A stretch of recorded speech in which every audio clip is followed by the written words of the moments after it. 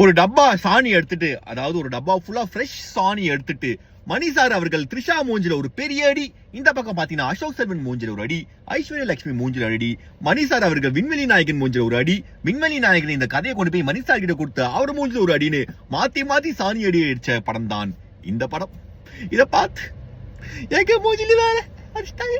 So hello வணக்கம். இனி நீங்க பார்க்க போற மை வியூ எந்த படத்தை பத்தினா காஸ்ட் எல்லாமே சாணி அடி இன்ட்ரோலயே கொடுத்துறேன். அது இல்லாம எஸ்டிஆர் அவர் இருக்காரு, அபிராமி இருக்காங்க, மற்றும் பல பேர் நடிப்பில் ஏஆர் ராமனோட மியூசிக்கலில் மணிரத்னமோட இயக்கத்தில் வெளிவந்திருக்கும் படம் தான் தக் லைஃப். படம் பார்த்து முடிச்சு இந்த ரிவ்யூ எடுக்கிறதுக்கு முன்னாடி அப்படியே ட்விட்டர் பக்கமா போயிருந்தேன் என்னெல்லாம் பேசுறாங்கன்னு பார்த்தா ஒரே ஆஹா ஓஹோன்னு ரிவ்யூ இருக்கு. இந்த படத்துக்கு பாத்தீங்கன்னா இந்தியன் 2 படத்துக்கு, இந்த படத்துக்கு அந்த படமே பரவாயில்லன்னு போட்டிருக்காங்க. முத்தமழை, ஐயோ அந்த பாட்டு வேற.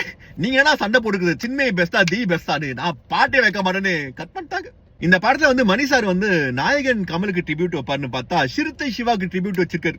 எஸ், நம்ம முடிதா சிறுத்தை சிவாக்கு ஒரு ட்ரிபியூட் இருக்கு. உங்களுக்கு இதெல்லாம் தாண்டி நீங்க படம் போய் பாத்தீங்கன்னா உங்களுக்கு புரியும். இந்த படத்துல ஒன் அண்ட் ஒன்லி ஒரு மேஜர் பிளஸ்னா அது நம்ம எஸ்டிஆர் அவர்கள். ஆள் செம்மையா இருக்காரு, நல்லாவும் நடிச்சிருக்காரு. சம்டைம்ஸ் கமலை தாண்டி ஓவர்டேக் பண்ணி நடிச்சிருக்காரு. ஓவராலா பாத்தீங்கன்னா செக்கச்சவந்த வானத்தை அதுவே ஒரு சுமாரான படம் தான். அந்த படத்தை விவேகமோட கலந்தடிச்சு காம்பினேஷன் கேட்கவே நாராசமா இருக்கல. அப்படிப்பட்ட ஒரு காம்பினேஷன் படம் தான் இந்த படம். தியேட்டர்ல பல பேர் லைஃபே இல்லாம பேன் இருந்தாங்க. உங்களுக்கும் அதே மாதிரி லைஃபே இல்லாம படம் போய் பார்க்கணும், தக் லைஃபை பாருங்க. Okay bye.